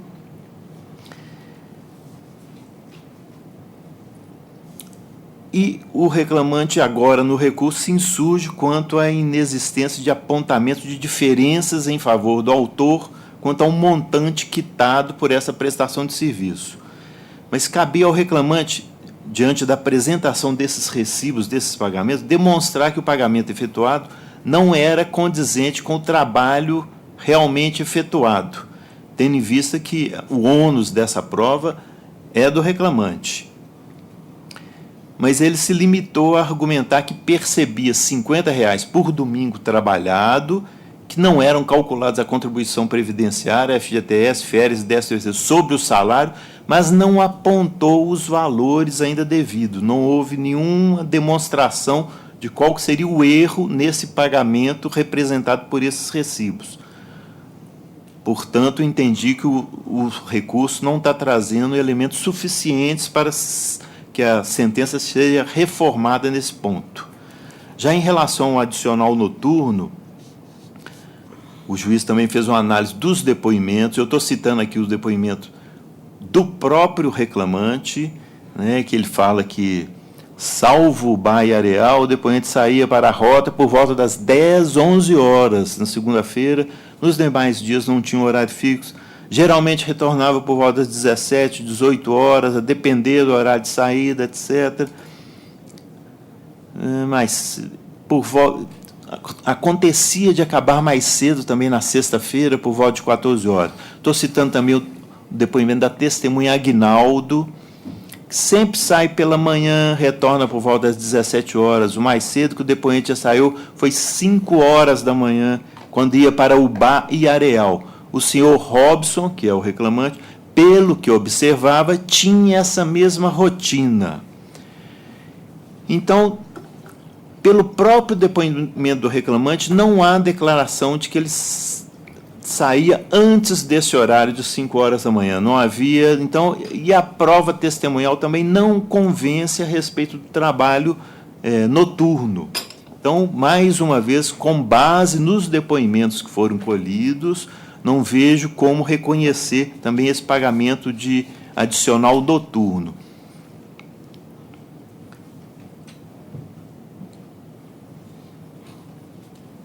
Já em relação às férias também, a testemunha Aguinaldo expressamente afirma que nunca trabalhou nas férias e que acredita que o reclamante também não.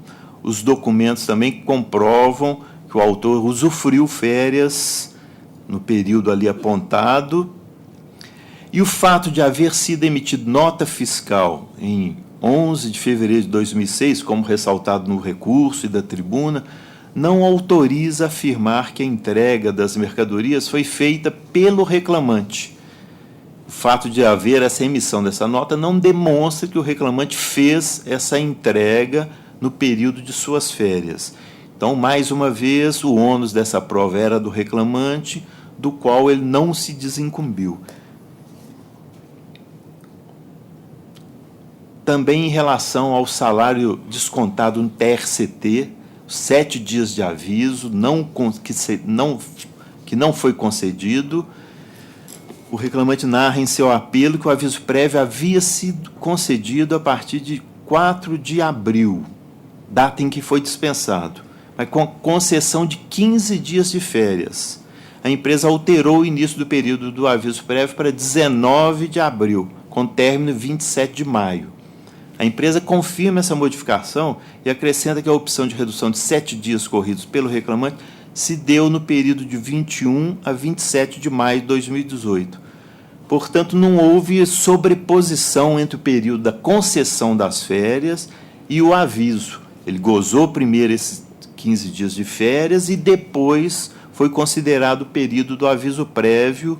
Portanto, não houve nenhum prejuízo para o reclamante, pelo menos assim não foi demonstrado. Então, senhor presidente, dessa forma, eu mantenho o voto, peço vênia para manter o voto como proposto. Doutor Vicente? Eu estou de acordo, acompanho o relator. E doutor Helder? De acordo, senhor presidente. Então, prevalece a conclusão de voto anunciada pelo eminente relator. Muito obrigado, bom dia. Bom dia. O próximo. Passando para a pauta do doutor Helder, 37 da pauta.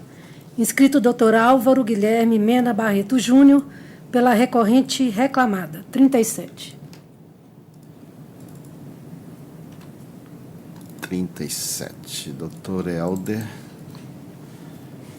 para anunciar a proposta de voto.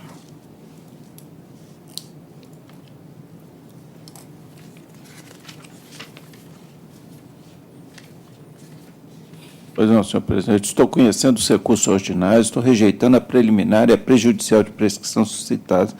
No mérito, estou dando provimento parcial ao recurso ordinário da reclamada para 1. Determinar que a atualização monetária pelos índices da TR até a data de 24 de março de 2015 e do IPCAE a partir de 25 de março de 2015. 2. Determinar que, na fase de liquidação de sentença, sejam observadas as disposições da Lei 12.546 de 2011 quanto ao recolhimento da contribuição previdenciária. Estou negando o provimento ao recurso do reclamante e mantido o valor arbitrário da condenação porque é compatível. Doutor Álvaro tem a palavra. Bom dia, excelências. Bom dia, demais presentes. Vou ser breve, a matéria recursal é bastante extensa, porém só tem um ponto que demandaríamos, data máxima vênia, a revisão da proposta de voto. Trata-se de um motorista carreteiro, motorista que desenvolve atividade externa, como milhares de outros casos que essa turma, esse tribunal já julgou no passado. Motorista esse que teve sujeito a um período híbrido de legislação, ele pegou o período pré-junho de 2012, aquele período onde existia um limbo legislativo, não se sabia qual certo a legislação ou a convenção coletiva, instrumento coletivo a ser aplicado aos motoristas em jornada externa, e pegou também o período pós-junho de 2012, pós-lei 12.619, onde já existiam regras claras, ou pelo menos uma diretriz para que a relação de trabalho ali entre capital e empregador se tornasse mais confiável ou mais direcionada. Pois bem, de toda a matéria analisada, o que restou pendente é a questão da supressão das comissões. A sentença de primeiro grau entendeu que as comissões retiradas do motorista a partir de junho de 2012 foram feitas de forma ilegal, foram feitas ao prejuízo do trabalhador. A empresa entende diferente por dois argumentos muito simples. Primeiramente, anteriormente à lei, o motorista recebia salário base mais comissão. Comissão essa que estava alicerçada em dois pontos, um qualitativo e o outro quantitativo. O qualitativo era a média de combustível, ou seja, estava no poder do motorista, conforme seu melhor trabalho, sua melhor expertise, alcançar metas mais elevadas e, consequentemente, cumprir aquilo que a empresa determinava. O segundo ponto, ele era quantitativo. Não interessava se o motorista consumia bem ou mal, interessava quanto ele rodava, com quanto mais horas ele rodava, por quanto mais tempo ele rodava, para que assim ele pudesse faturar mais, gerar mais lucro para a empresa e efetivamente ganhar mais comissões. Este ponto, que no entendimento da reclamada, foi vedado pelo artigo 235G da redação original da Lei 12.619, quando diz que ficam proibidas remunerações que estimulem o motorista a rodar por mais tempo ou a receber por quilômetro percorrido, mesmo que através de comissionamento. Então, fazendo a interpretação do artigo 235G da remuneração que a reclamada pagava aos motoristas naquela época e entendendo que aquela remuneração efetivamente poderia trazer prejuízos à saúde, à vida, ao convívio social e até mesmo contrariando o dispositivo inovador trazido pela Lei 219, a reclamada fez a exclusão da comissão das suas remunerações, da remuneração deste reclamante e de todos os seus 400 motoristas àquela época. Porém, o fato também que não deve ser relevado é que a remuneração do motorista não foi reduzida. Conforme a amostragem colacionada tanto em nossas defesas quanto em nossos recursos memoriais, a remuneração do motorista pós-supressão dessas comissões aumentou. Ela teve um acréscimo, parte pelas demais alterações trazidas pela Lei 2.619, parte por outras verbas que a reclamada passou a pagar ao motorista justamente para recompor esse poder aquisitivo. A reclamada não iria conseguir manter o seu rol de motorista simplesmente diminuindo pela metade o salário dos seus empregados. Ela precisou cuidar também para que esse valor de remuneração não fosse reduzido em momento algum e não existisse prejuízo para esses motoristas. O segundo ponto é a questão da segurança jurídica. Este tema não é novo, esse tema já foi decidido por esse tribunal, pelo menos pela 4ª, 5ª, 6ª e 9ª turma, de forma favorável à alteração contratual. A 2ª turma já decidiu, em excelente voto do desembargador Lucas Vanucci, também decidiu sobre caso idêntico, tratando da mesma reclamada, da mesma alteração contratual, da mesma retirada de comissões, pela validação desta operação também. Então, o que se pede, excelências, é a revisão da proposta de voto da ata máxima vênia para que se acompanhe a alteração que foi realizada de forma legal e para que se valorize a segurança jurídica também das decisões desse tribunal. Muito obrigado. Doutor Lucas. Não, sou eu. Doutor Helder. Senhor presidente, a empresa realmente pagava comissão e a questão da comissão era paga pela meta de consumo de combustível e faturamento.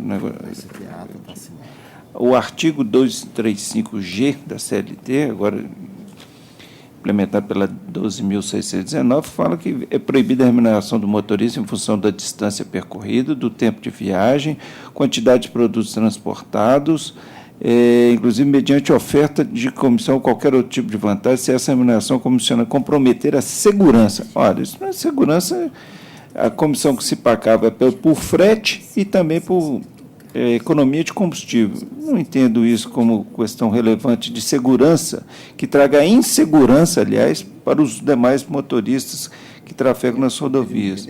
Entendo, assim como o juiz de primeira instância, que foi retirada dessa comissão, essa supressão fere a CLT porque implica em redução salarial. Por isso, senhor presidente, eu mantenho o voto neste particular. Pois não. Esse é o voto do doutor Helder, doutor Lucas. Estou de acordo. E doutor Vicente. De acordo. Então, a decisão é unânime, conforme anunciada. Obrigado. Próximo. Continuando na pauta do doutor Helder, 4 da pauta, inscrita a doutora Luísa Távora Oliveira, pelo recorrente reclamado. 4. Número 4. Terceiriza serviços, né? Doutor Helder, pronunciar a proposta de voto. Não, senhor presidente, isso aqui é a questão do ilustre procurador fala pelo município, né, de Juiz de Fora. É isso. É a questão da responsabilidade. Então, senhor presidente, eu acolho a preliminar de inadmissibilidade arguída e não conheço o recurso ordinário da primeira reclamada, porque deserto. Conheço o recurso ordinário do município, rejeito as preliminares alegadas no meio do parcial provimento para determinar a aplicação da taxa de juros previsto no artigo 1F, primeiro F da Lei 9.494/97, em caso de redirecionamento da execução contra o município. Mantenho o valor arbitrado da condenação por ainda compatível. Doutora Luísa. Bom dia a todos, senhor presidente e demais nobres julgadores. Eu vou me ater aqui à questão da responsabilidade imputada ao município de Juiz de Fora, pelo seguinte: a sentença de primeiro grau, ela presumiu a culpa invigilando do município pelo mero inadimplemento das obrigações trabalhistas. E eu ressalto aqui que o recurso extraordinário RE 760.931 do STF já fixou o entendimento de que a responsabilidade subsidiária do ente público não pode ser declarada com fundamento na ausência de provas do contrato de terceirização. Isso quer dizer que a culpa invigilando reconhecida com esses fundamentos, igual foi na sentença de primeiro grau da ausência de provas, é uma modalidade de culpa presumida, o que é vedado pelo STF. Ressalto também, Excelência, que a súmula 331, item 5 do TST, fixou o entendimento de que a responsabilidade da administração pública não decorre do mero inadimplemento das obrigações trabalhistas. Igualmente, a reclamação 13467, de relatoria do Luiz Roberto Barroso, acompanhou o entendimento do RR 760.931 do STF, no sentido de que cabe ao trabalhador provar que denunciou as irregularidades cometidas pelo seu empregador no curso do contrato e que a administração pública permaneceu inerte no seu dever de fiscalização. No caso dos autos, não se verifica nenhuma prova de que a administração pública se permaneceu inerte, Excelência. E é por isso que eu peço vênia do voto proferido para que seja dado provimento ao recurso do município de Juiz de Fora e excluída a sua responsabilidade. Presidente relator. Presidente, data vênia do que foi alegado na tribuna seria até uma maldade determinar que essa moça, uma mera servente, fiscalizasse se o município e seu empregador estão cumprindo o contrato de prestação de serviço. Eu não comungo com isso, não. Muito pelo contrário, estou adotando aqui a tese jurídica prevalecente 23 do nosso regional, que diz que a responsabilidade subsidiária, terceirização, ente público, fiscalização. O ônus de prova é do ente público, o ônus da prova quanto à existente e efetiva fiscalização dos contratos de trabalho de terceirização, para que não lhe seja imputada a responsabilidade subsidiária. Então, seguindo essa linha de entendimento já do nosso egrégio tribunal, eu mantenho o voto quanto à responsabilidade do município. Doutor Lucas. Eu também acompanho o voto relator, senhor presidente, entendendo que isso aqui é um caso típico de terceirização. Né? A reclamante que prestava serviços de teledigifonista para a reclamada. E entendo que depois do último julgamento do Supremo, em que foi reconhecida a licitude da terceirização, também foi expressamente reconhecida a responsabilidade subsidiária do tomador de serviço. Então, eu acho que aquelas teses todas já foram superadas por essa nova posição do Supremo, que entende que a responsabilidade subsidiária do tomador de serviço. Eu estou acompanhando o relator. Doutor Vicente. E mesmo se aplicasse aqui o Código Civil, a questão da vigilância sobre o contrato, que é firmado também, ou o direito administrativo, é ônus daquele que contrata fiscalizar o cumprimento do contrato nos termos em que foi feito. Ou não há poder de polícia também no município a respeito da fiscalização dos atos que são praticados perante o município. Então, eu acompanho integralmente o voto nos termos que foi proposto. Então, eu proclamo que a unanimidade prevaleceu a proposta de voto do eminente relator. Bom dia, obrigada. Bom dia. Próximo. Ainda na pauta do doutor Helder, 32. Inscrita a doutora Grace Rodrigues Lima pelas reclamadas recorrentes. 32. Doutor Helder, para anunciar a proposta de voto.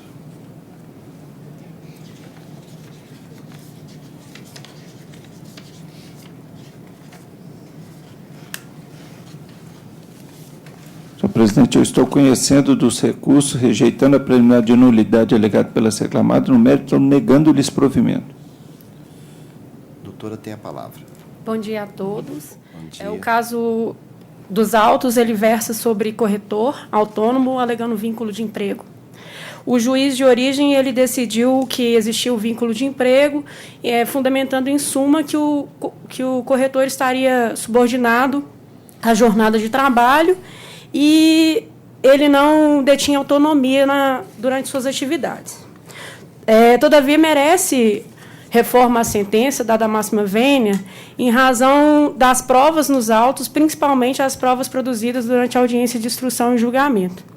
Eu gostaria de destacar o depoimento da testemunha ouvida a rogo da reclamada, que foi enfática em demonstrar que o corretor ele não trabalhava com exclusividade, não prestava serviço com exclusividade para a direcional, inclusive podendo prestar serviço para outras construtoras, como ela mesma citou em seu depoimento, a MRV, a Rossi, etc. E ainda ele não estaria subordinado a uma jornada de trabalho, haja vista que ele, inclusive, poderia faltar sem sequer justificar previamente. Além disso, eu gostaria de chamar a atenção também para a própria confissão do reclamante em seu depoimento, onde ele fala que ele exercia outras atividades remuneradas durante o exercício da prestação de serviço e também ele utilizava de seus próprios materiais para a prestação de serviço. O que demonstra que não estavam presentes todos os requisitos para a formação do vínculo de emprego. Por fim, eu ainda destaco os próprios comunicados de vendas, anexados juntos com a defesa, que demonstram que a remuneração recebida pelo corretor foi toda paga pelos próprios adquirentes dos apartamentos, ou seja, diante das vendas executadas por ele. Portanto, eu reitero todos os termos do recurso ordinário e peço a reforma na cedência desse ponto. Pois não. Relator? Senhor presidente, essa questão de corretor de imóvel e construtora, ela tem demandas, dezenas de demandas aqui no tribunal, e eu sempre adoto o seguinte, é a questão da ônus de prova.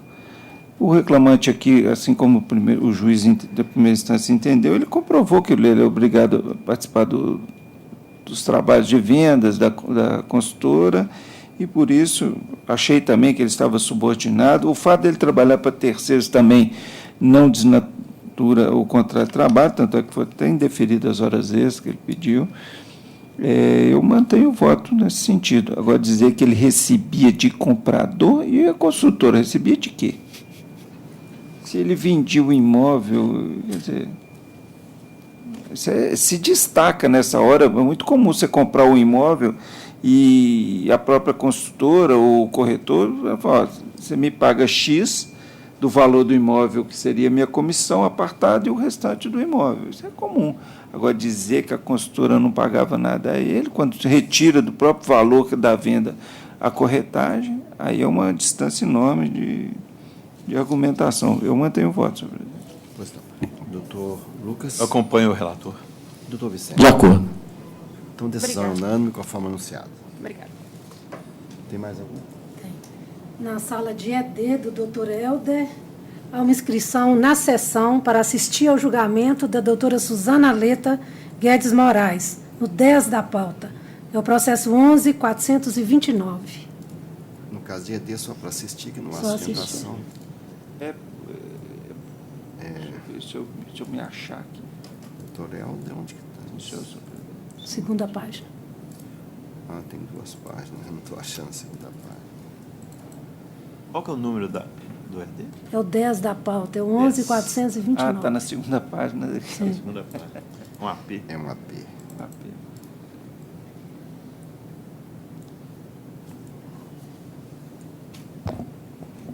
Doutor Helder. Só para situar, senhor presidente, esse processo é um agravo de petição interposto pelo Guilherme Brega, que é o arrematante do imóvel, lá de Juiz de Fora.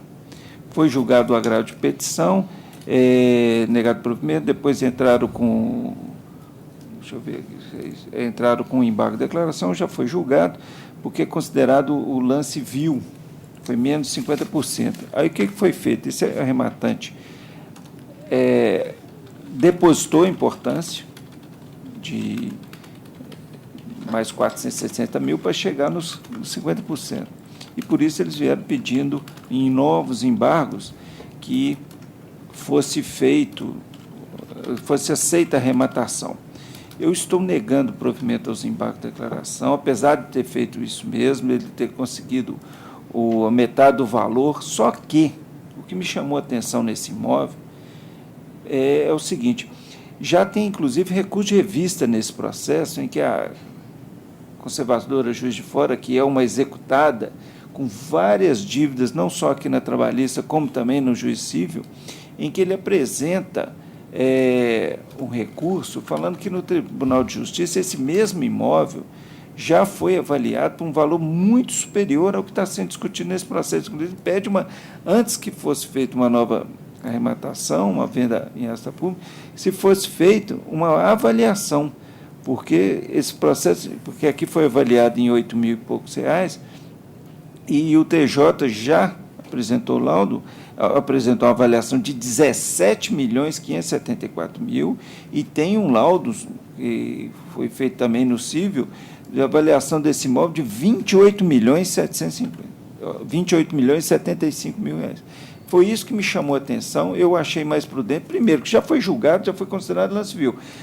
Complementar o voto, ou complementar o lance, está precluso isso. Por que no dia da arrematação, se a lei fala que menos de 50% é considerado lance civil, por que no dia, e ele tinha a obrigação de saber que seria isso, por que no dia ele não ofereceu no mínimo 50%?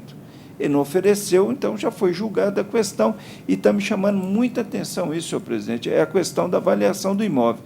Se for avaliado em mais, não seja os 8 mil, 17 mil, 15 mil, que que se faça a venda no valor, vai ser muito benéfico, não só essa execução, mas quantas dezenas de execução que essa CJF possui em nosso Estado.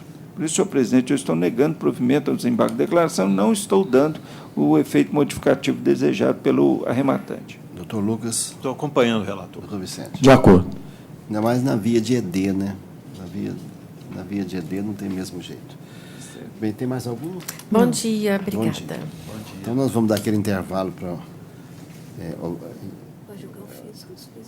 Não, depois eu julgo. Demorou um pouquinho, vamos dar aquele intervalo, a gente, na volta, eu julgo mesmo em primeiro lugar.